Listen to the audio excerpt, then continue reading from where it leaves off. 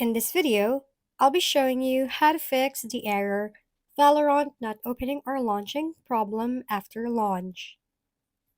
Let's begin by clicking the start icon or the Windows icon below and choose Task Manager. In the Task Manager, click Details above, navigate to the Riot client and right-click it. In the pop-up, choose End Process 3. Click again the End Process 3 to confirm.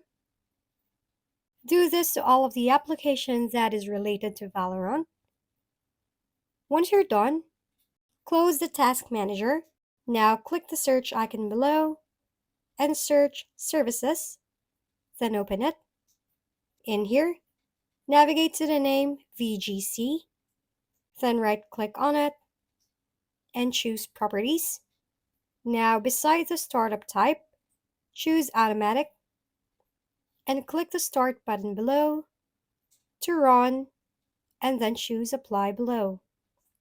After doing that, close the window and click the search icon below and type in System Configuration and open it. In here, click Services above and now navigate again to VGC. Check the box beside VGC and make sure that the status beside it shows a running. Then click Apply and then OK below. After that, go to your desktop and look for the Valorant application and right-click on it. Now choose Properties in the pop-up menu. Click on the Compatibility section above. In here, check the box below the compatibility mode and also check the box beside Run this program as an administrator and disable full screen optimization.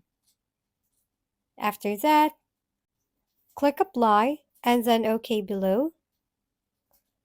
Navigate again to the Valorant app on your desktop and right-click on it. Now choose Open File Location. Click on the file path above and copy it. Now click on the search bar below and then search for Graphics Settings. Click on the Browse button. Click on the file path bar above and paste the file path of Valorant and click Enter.